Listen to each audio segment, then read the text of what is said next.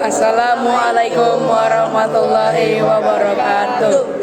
Kami dari kelompok 2 Fisika ingin mempresentasikan tugas yang diberi Ibu Inayah.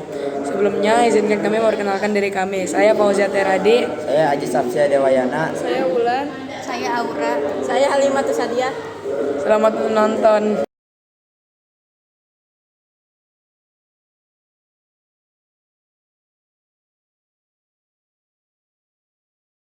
Yang pertama adalah kalori jenis. Untuk mengukur kalori jenis dapat digunakan kalorimeter. Kalorimeter adalah alat yang digunakan untuk mengukur jumlah panas atau kalori yang terlibat dalam suatu perubahan atau reaksi kimia.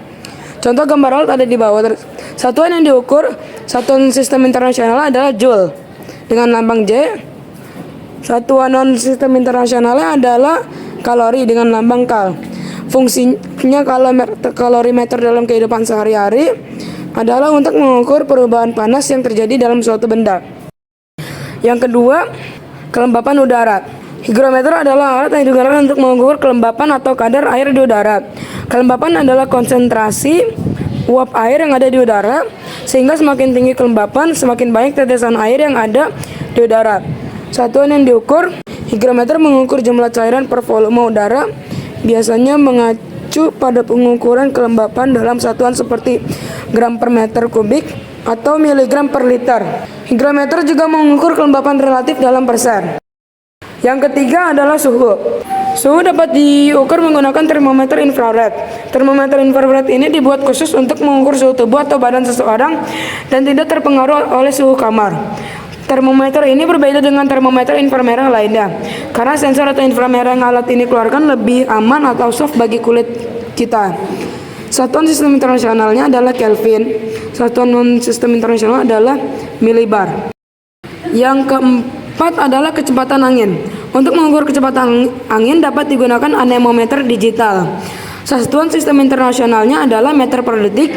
Satuan non sistem internasional adalah knot.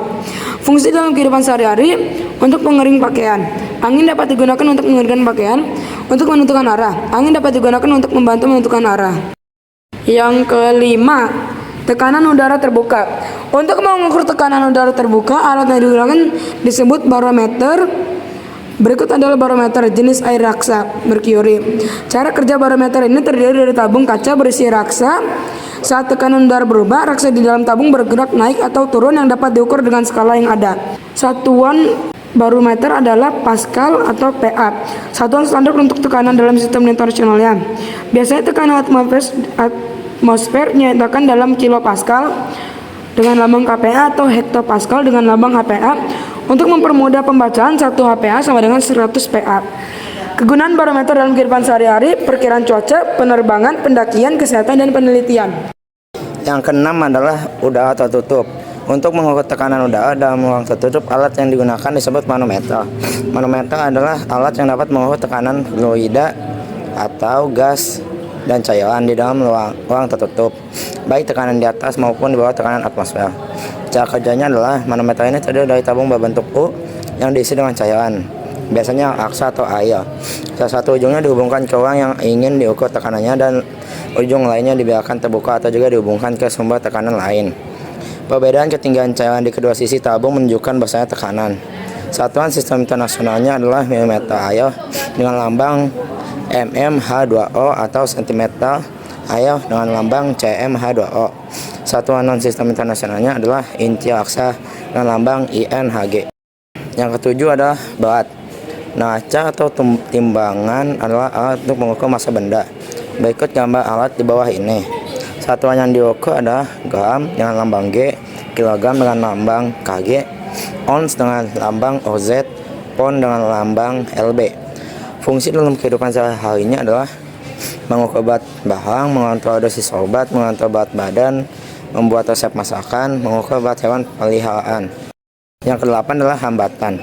Untuk mengukur seberapa kuat atau lemah suatu bahan terhadap arus listrik yang mengalir dapat digunakan multimeter digital. Satuan yang diukur adalah ohm. Fungsi dalam kehidupan sehari-hari adalah memeriksa kualitas kabel listrik atau sirkuit listrik di rumah, memeriksa resistensi atau hambatan pada perangkat elektronik, memeriksa eksistensi pada komponen elektronik seperti resistor, transistor, atau kapasitor untuk memastikan tidak rusak atau terbakar. Yang ke-9 adalah massa jenis. Massa jenis atau densitas dan keapatan adalah pengukuran massa tiap satuan volume benda, atau bisa juga diartikan sebagai perbandingan antara massa dengan volume benda. Massa jenis dapat diukur dengan densimeter. Satuan yang diukur adalah kilogram per meter kubik dengan lambang kg per meter kubik. Fungsi dalam kehidupan sehari-hari ada identifikasi bahan, konstruksi bangunan, pengemasan dan transportasi, bidang medis dan farmasi.